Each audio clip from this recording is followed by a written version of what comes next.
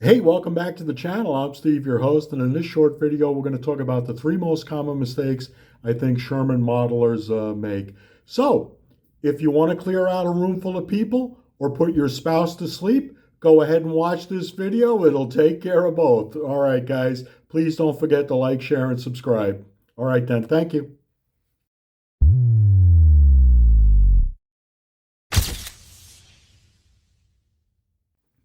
Okay, I kind of consider myself a Sherman guy, and I've seen a lot of great builds on the internet, and it shows. And I just want to go over three common mistakes that I see, and they involve the parts here on the table. So what I want to start with the turret. So I'll move these guys out of the way. I want to start with the turret, and it involves the pistol port. Now, this is applicable for T-23 turrets too, depending on how they're made. But I've seen this issue with the standard turret, 75 millimeter gun turret, and the 76 millimeter T-23 turret. This also applies to Fireflies and the 105 Shermans. So what you have is normally this piece here is you add this on. This is the pistol port, and most people will glue this up and move on. But really what you need to do is you have the hatch here, and you have this part, kind of the framing for the hatch. That's actually part of the casting.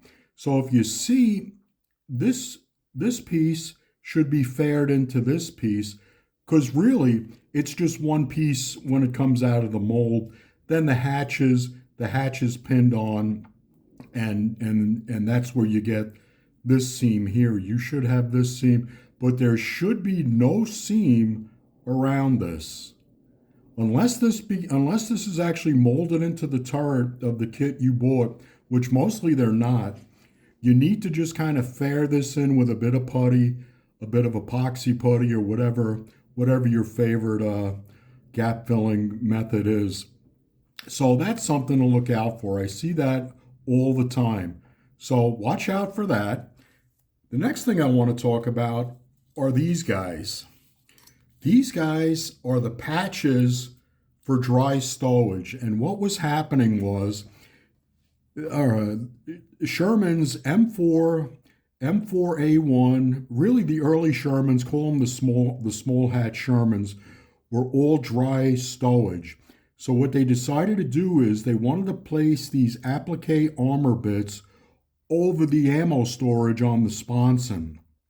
You won't see this on wet storage Shermans because the ammunition had been moved to the floor and it was in glycol jackets. That's where you get the expression wet storage from.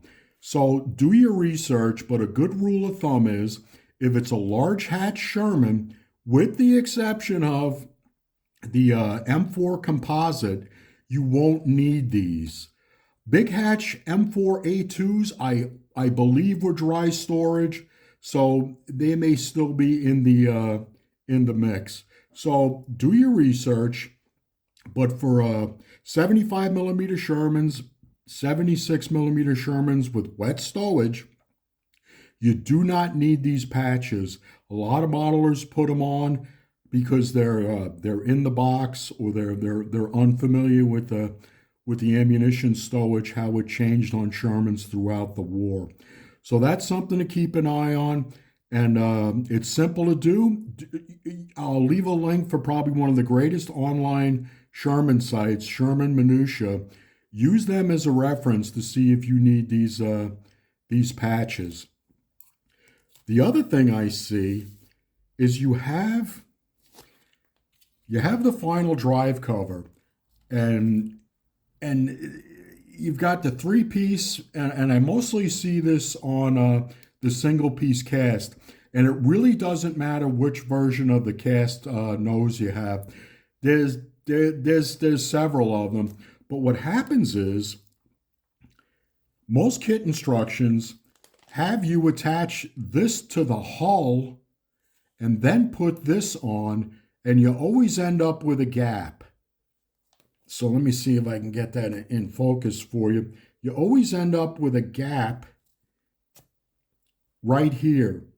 And that's not right, because this, without the bolts in it, you have this and you have this strip up here. They're all one piece. So use a bit of putty or epoxy or sheet styrene. You want to fill this gap. That gap should not be noticeable. So that's something else to look for. But as far as Shermans, these are the three high flyers when it comes to mistakes I see. And I'm no great modeler. I've just spent a lot of time building Shermans. And, it's just something I thought I'd pass along. Well, I hope you guys enjoyed this short video. You guys have a great day. And please like, share, and subscribe. And hey, thanks for watching. Bye now.